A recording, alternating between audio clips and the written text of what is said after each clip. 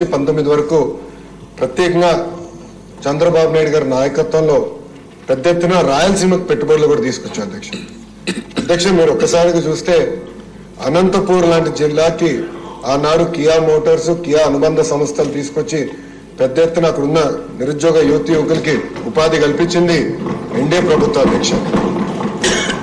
అధ్యక్ష అంతేకాదు అధ్యక్ష ఎలక్ట్రానిక్స్ మ్యానుఫ్యాక్చరింగ్ చూస్తే చిత్తూరు కడప కేంద్రంగా పెద్ద ఎత్తున ఆనాడు పెట్టుబడులు తీసుకొచ్చాము అధ్యక్ష ఒక టీసీఎల్ కానీ ఫాక్స్కాన్ కానివ్వండి అదేవిధంగా సెల్కాన్ కానివ్వండి ఇట్లా అనేక ఎలక్ట్రానిక్స్ మ్యానుఫ్యాక్చరింగ్ పరిశ్రమలు కూడా ఆనాడు తీసుకొచ్చాం అధ్యక్ష చంద్రబాబు నాయుడు గారి నాయకత్వంలో మీరు చూస్తే అధ్యక్ష కేంద్ర ప్రభుత్వ సహకారంతో ఐఐటి తీసుకొచ్చాం ఐఐటి డిఎం తీసుకొచ్చాం ఇతర యూనివర్సిటీలు కూడా కర్నూలు కానివ్వండి అటు కడప కానివ్వండి ఇట్లా అనేక యూనివర్సిటీలు కూడా తీసుకొచ్చాం అధ్యక్ష పాదయాత్రలో కూడా నేను చూశాను అధ్యక్ష ఆనాడు హార్టికల్చర్ మిషన్ అని చంద్రబాబు నాయుడు గారు ఒక మిషన్ మోడ్ లో హార్టికల్చర్ తీసుకెళ్లారు అధ్యక్ష దాంట్లో నేను చూస్తే అధ్యక్ష అరటి కానివ్వండి డ్రాగన్ ఫ్రూట్ కానివ్వండి అదేవిధంగా సపోటా కానివ్వండి మామిడి కానివ్వండి డేట్స్ కానివ్వండి పెద్ద ఎత్తున ప్రోత్సహించారు అధ్యక్ష సాగునీరు హార్టికల్చర్ జోడిస్తే ఇంకా రాయలసీమ జోలికి ఎవరు వెళ్ళారు అధ్యక్ష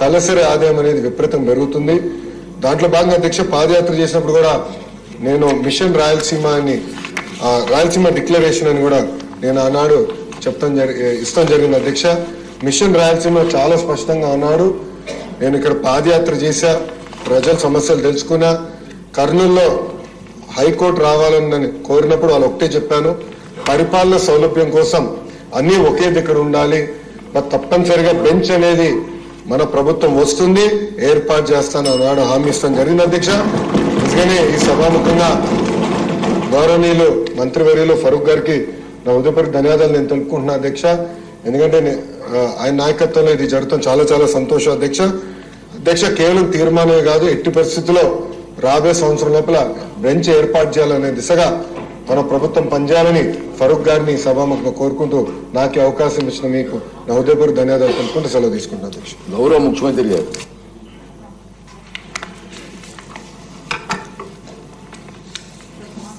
అధ్యక్ష ఈరోజు ప్రభుత్వం ఏదైతే ఎన్నికల మేనిఫెస్టోలో పెట్టామో కర్నూలులో హైకోర్టు బెంచ్ పెట్టాలని చెప్పి ఆ రోజు ఎన్నికల మేనిఫెస్టోలో చెప్పాం దాని ప్రకారం నిన్నే కేబినెట్లో తీర్మానం చేసి అసెంబ్లీలో కూడా తీర్మానం చేసి అటు హైకోర్టుకి గవర్నమెంట్ ఆఫ్ ఇండియా కూడా పంపిస్తాం వీలైనంత తొందరలో కర్నూలులో హైకోర్టు బెంచ్ రావడానికి ఈ ప్రభుత్వం అన్ని విధాల ప్రయత్నం చేస్తాం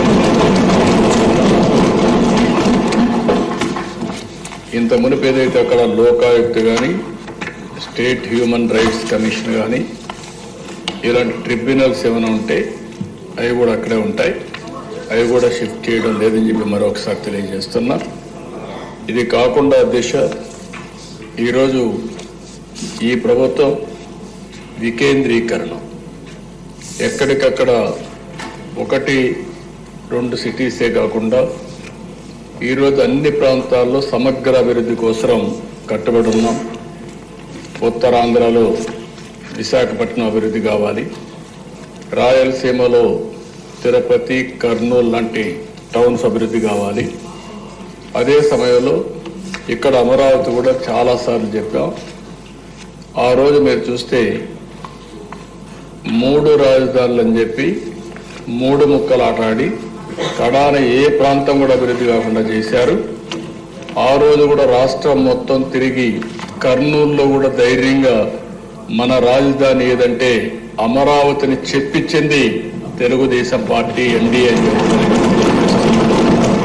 విశాఖపట్నానికి వెళ్ళి విశాఖపట్నం మీటింగ్లోనే మన రాజధాని ఏదంటే అమరావతిని విశాఖపట్నం కూడా చెప్పారు అంటే ఈ ప్రభుత్వం పైన ఒక నమ్మకం చెప్పింది చేస్తారనే విశ్వాసం ఉంది అందుకే ప్రజలు నమ్మే పరిస్థితికి వచ్చారు అధ్యక్ష ఈరోజు ఇక్కడ ఉండే సభ్యులందరూ గుర్తుపెట్టుకోవాలి రాయలసీమలో ఉండే ప్రజలందరూ కూడా ఆలోచించుకోవాల్సిన అవసరం ఉంది ఈరోజు ఈ రాష్ట్ర సమగ్ర అభివృద్ధి ఒక్క తెలుగుదేశం పార్టీతోనే సాధ్యం అధ్యక్ష. చేశాం, చేసి చూపించాం. ఈరోజు ఒక్కసారి ఆలోచిస్తే అధ్యక్ష, రాయలసీమ రాళ్లసీమగా మారిపోతుంది, ఎడారిగా మారిపోతుంది అనుకున్నప్పుడు మొట్టమొదటిసారిగా బచావత్ అవార్డుని ఒక ఆధారంగా చేసుకుని మనకు నీళ్లున్నాయి, ఈ నీళ్లు కృష్ణా జలాలు రాయలసీమకు తీసుకుపోవాలని ఆలోచించింది మొట్టమొదటిసారిగా తెలుగుదేశం పార్టీ. నందమూరి తారక రామారావు గారికి కూడా నేను తెలియజేస్తున్నా.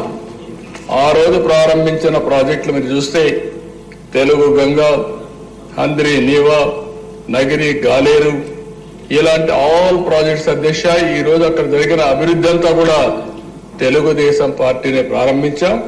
తెలుగుదేశం పార్టీని మళ్ళీ పూర్తి చేసే పరిస్థితికి వచ్చాం. ఈ రోజు ఎన్డీఏ కూడా దాన్ని ముందుకు తీసే పరిస్థితికి వచ్చామని కూడా నేను మీకు తెలియజేస్తున్నా. ఈ రోజు ఏదైతే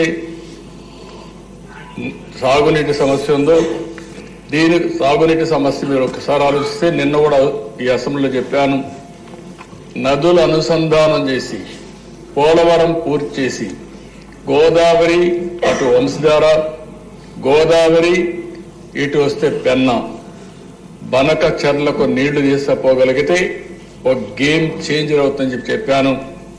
ఒక్క విషయం మీరు చూస్తే అధ్యక్ష, ఆ రోజు ఒక్క కియా మోటార్స్ రావాలంటే, దానికోసం రిజర్వాయర్ కట్టాలంటే, నీళ్లు కావాలంటే ఒక సంవత్సరంలో కట్టి ఈరోజు ఆ రిజర్వాయర్ ద్వారా నీళ్లు ఇచ్చిన తర్వాత కియా మోటార్ వస్తే అనంతపూర్ జిల్లా ముఖ చిత్రమే మారిపోయిందంటే అది తెలుగుదేశం పార్టీ చూపించిన చొరవ అని చెప్పి కూడా నేను మీకు తెలియజేస్తున్నా. ఈరోజు రాయలసీమ మొత్తం మనం చూస్తే నీళ్లు ఇవ్వగలిగితే, హార్టికల్చర్ని మనం అభివృద్ధి చేయగలిగితే ఆ ప్రాంతానికి మహర్దశ వస్తుందని చెప్పి కూడా నేను మీకు తెలియజేస్తున్నా. కొన్ని అడ్వాంటేజెస్ ఉన్నాయి అధ్యక్ష. బెంగళూరు ఎయిర్పోర్ట్ అనంతపూర్కి చాలా దగ్గర, హైదరాబాద్ ఎయిర్పోర్ట్ కర్నూలుకి దగ్గర, ఇటు చెన్నై చిత్తూరుకి దగ్గర. ఈ మూడు అవకాశాలు ఉపయోగించుకోగలిగితే ఆ ప్రాంతాన్ని బ్రహ్మాండంగా అభివృద్ధి అయ్యే అవకాశం ఉంటుంది. ఇంకో పక్క ఇన్ఫ్రాస్ట్రక్చర్ కూడా మీరు చూస్తే రాయలసీమలో బెస్ట్ రోడ్స్ వచ్చాయంటే నేషనల్ హైవే కానీ స్టేట్ హైవే కానీ అది తెలుగుదేశం పార్టీ హయాంలో వచ్చాయి అధ్యక్ష. అవన్నీ కూడా ఆ రోజు ప్రతిపాదన పెట్టాం, అవన్నీ వచ్చాయి. ఇంకొక పక్క ఓర్వకల్లో ఎయిర్పోర్ట్ కట్టాం. ఇంకొక పక్క మీరు చూస్తే ఈరోజు తిరుపతి ఎయిర్పోర్ట్ ని ఎక్స్పాండ్ చేసి రన్వే పెంచి ఈరోజు ఒక హబ్గా ఇంటర్నేషనల్ ఫ్లైట్స్ కూడా రావడానికి చూసాం. కడప ఎయిర్పోర్ట్ ను కూడా రన్వే ఎక్స్పాండ్ చేసి నైట్ ల్యాండింగ్ ఫెసిలిటీ కూడా పెట్టే పరిస్థితికి వచ్చాం. అంటే ఈరోజు ఏ ప్రాంతంలో లేనటువంటి 4 ఎయిర్పోర్ట్లకు ఉన్నాయి అధ్యక్ష. ఒక పక్క తిరుపతి, ఇంకో పక్క కడప, ఓర్వకల్, ఇంకో పక్క పుట్టపర్తి ఒకటి ప్రైవేట్ ఎయిర్పోర్ట్ ఉంది. అడ్వాంటేజ్ కింద బెంగళూరు కూడా వచ్చే పరిస్థితి వస్తుంది అధ్యక్ష. ఇంకో పక్క అధ్యక్ష ఎడ్యుకేషన్ ప్రాధాన్యత ఇచ్చాం. తిరుపతిని ఒక ఎడ్యుకేషన్ హబ్ గా తయారు చేస్తున్నాం. ఐఐటి, ఐజర్, అదే మాదిరిగా కల్నరీ ఇన్స్టిట్యూట్ ఒకటి, త్రిబుల్ ఐటి కర్నూలులో పెట్టాం, ఉర్దూ యూనివర్సిటీ కర్నూలులో పెట్టాం. ఇవి కాకుండా దేశ సెంట్రల్ యూనివర్సిటీ అనంతపూర్లో పెట్టాం. రాయలసీమని ఒక ఎడ్యుకేషన్ హబ్ గా తయారు చేయాలని తెలుగుదేశం పార్టీ ముందుకు పోయాం. ఏదైతే ప్రజాగళంలో మిషన్ రాయలసీమ అనౌన్స్ చేశారో దానికి కట్టుబడి ఉండి తప్పకుండా మిషన్ రాయలసీమలో చెప్పిన ప్రతి ఒక్కటి కూడా తెలుగుదేశం పార్టీ ఎన్డీఏ ప్రభుత్వం పూర్తి చేస్తామని చెప్పి కూడా నేను మీకు తెలియజేస్తున్నాను.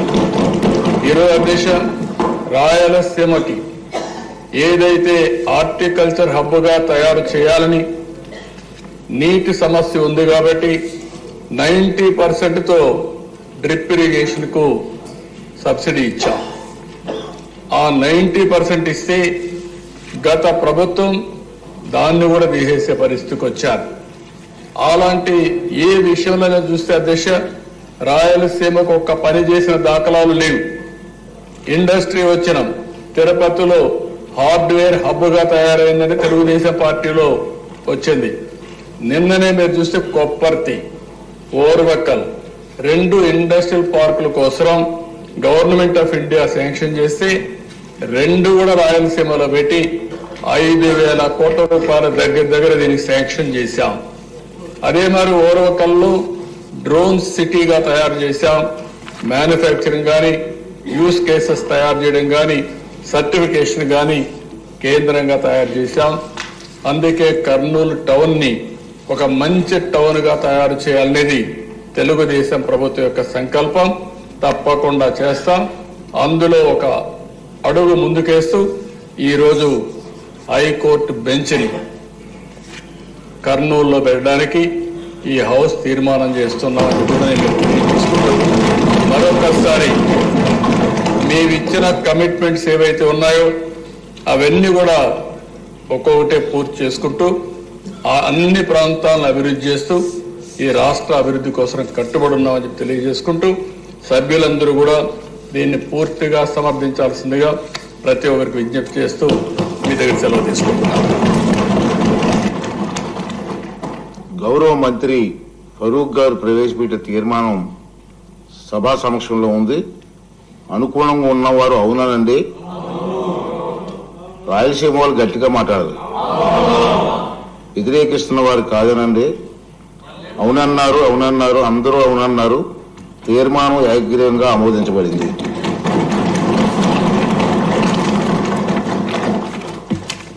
తర్వాత ఇప్పుడు ఎలక్ట్రానిక్స్ మరియు డేటా కేంద్ర విధానాలపై మానవ వనరుల అభివృద్ధి, ఎలక్ట్రానిక్స్ మరియు కమ్యూనికేషన్ శాఖ మంత్రి గారు ప్రకటన చేస్తారు. అధ్యక్ష, ఈరోజు ఎలక్ట్రానిక్స్ పాలసీ మరియు డేటా సెంటర్ పాలసీ పైన స్టేట్మెంట్ ఇచ్చినందుకు అవకాశం ఇచ్చినందుకు నా హృదయపూర్వక ధన్యవాదాలు అధ్యక్ష. 2014లో ఆంధ్ర రాష్ట్ర విభజన జరిగింది అధ్యక్ష. ఆంధ్ర రాష్ట్ర విభజన అనేది ఆంధ్రులు కోరుకుంది కాదు. ఆనాడు పెద్ద ఎత్తున ఆందోళన జరిగింది. అందరం కలిసికట్టుగా 62 సంవత్సరాలు హైదరాబాద్ను అభివృద్ధి చేశాం. ఇప్పుడు మన పరిస్థితి ఎలా ఉంటుంది, రాబోయే తరాల పరిస్థితి ఏంటి, పిల్లల ఉద్యోగాలు ఉపాధి పరిస్థితి ఏంటి అనే దానిపైన పెద్ద ఎత్తున ఆందోళన జరిగినాయి అధ్యక్ష. అయినా కూడా ఆనాడు ఆంధ్ర రాష్ట్ర విభజన జరిగింది. విభజన నుంచి మనం కోలుకునే సమయంలో ప్రత్యేకంగా ఒకే రాష్ట్రం, ఒకే రాజధాని కానీ అభివృద్ధి వికేంద్రీకరణ జరగాలనేది చంద్రబాబు నాయుడు గారి నాయకత్వంలో ఆనాడు ఒక నిర్ణయం తీసుకుంటాం జరిగింది అధ్యక్ష. మనం ఒక్కసారి చూస్తే మనందరి సభ్యులందరికీ ఒకసారి గుర్తు చేస్తున్నాం. ప్రత్యేకంగా ఉమ్మడి అనంతపూర్ జిల్లా ఆటోమోటివ్ క్యాపిటల్ గా, ఉమ్మడి కర్నూలు జిల్లా రెన్యూబుల్ ఎనర్జీ క్యాపిటల్ గా, చిత్తూరు కడప జిల్లా వచ్చేగల ఎలక్ట్రానిక్స్ క్యాపిటల్ గా, నెల్లూరు జిల్లా డైవర్సిఫైడ్ ఇండస్ట్రీస్ క్యాపిటల్ గా, అదేవిధంగా ప్రకాశం వచ్చేసి ఆనాడు పేపర్ మ్యానుఫ్యాక్చరింగ్, అదేవిధంగా ఇది బయోఫ్యూల్